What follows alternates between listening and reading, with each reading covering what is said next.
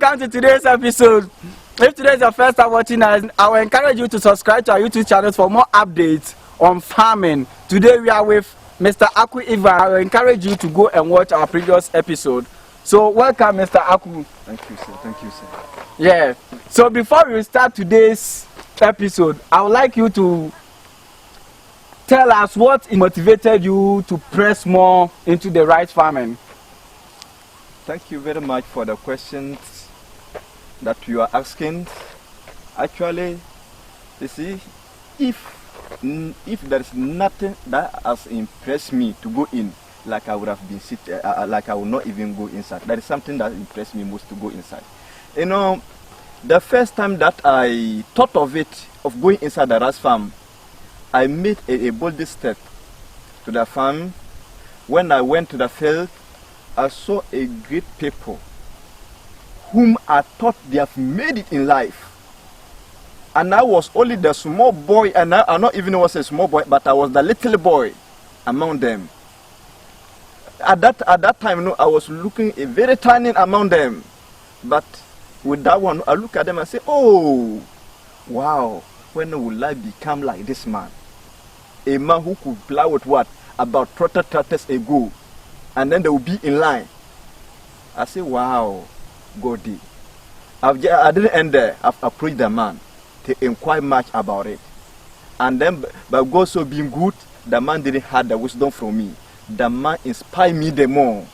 And I said, okay, I will not wait to grow old like them, or to go and then get money like them before I'll come and start. But I will rather start now, so that I can make better, or I can be better than them in future. That's what is inspiring me. Mr. Aku, you're a great man. Thank you, sir. I like your inspiration. So, Mr. Aku, before we will start, I would like to ask you, so aside the rice farming, what other things do you do? Because we have people who are into rice farming at the same time selling goats, sheep, and also let's say moto and other stuff. So what are you also into aside the rice farming? Oh, actually, if you look at the previous interview that I had with you, I told you that I'm just an entrepreneur. I'm not only a rice farmer. I'm been dealing with what? Trotters, combine harvesters, spare pipes, trotters, spare pipes, in all farming equipment or farming machinery that you want to buy. When you contact me, I can get them for you. And that of what? Rice processing machines too. When you contact me, I can get them to you. And not only that, if you also contact me, I can list with what? Our company, the company outside, so that I can even get what? Excavators for you. Wow. That's my work. I'm into what? It's so many business. It's not only the rice farm. Wow, our farmers there will be very, very happy to meet such wonderful man like you. They are welcome already. Others have already paid their monies. And they have received it. And then they have received it. And then others are yet to receive. So okay. This year, there is a good number of people that I'm going to help, so that they could get what? This particular masses in Ghana here. And even not in Ghana, Burkina, we have an office over there. We have an office at Togo. All these particular areas, when you contact me within the African countries, I can help you what?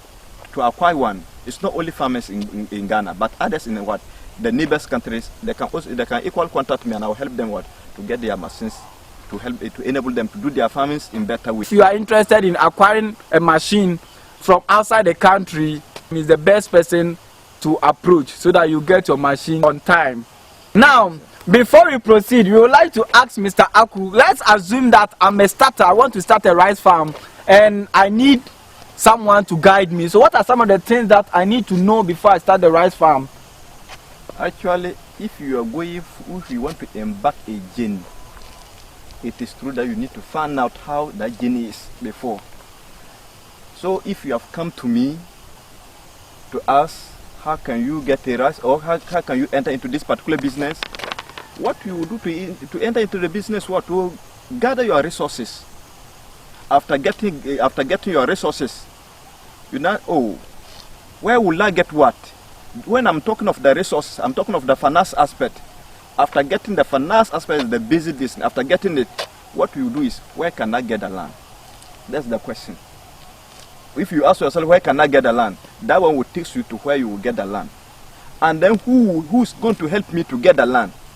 And then is that person have the knowledge of what? Identify this particular person, this particular portion of the land, is it good for rice? You have to also look for that such person.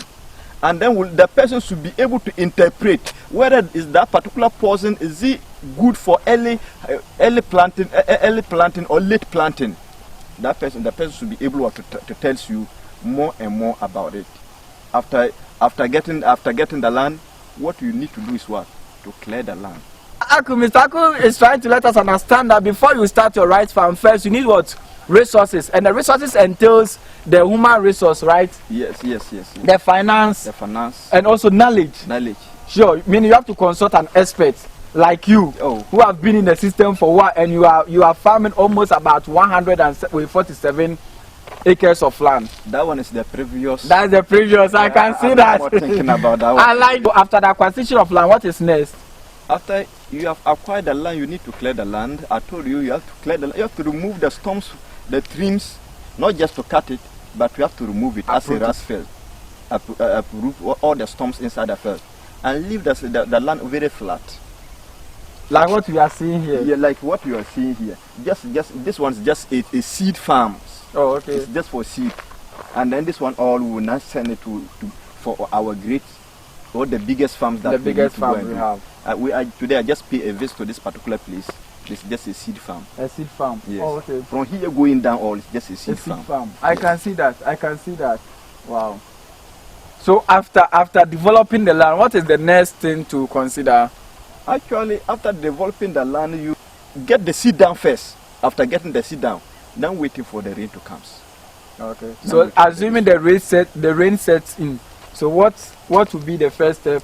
The first step is for you to plow the land. Plow the land.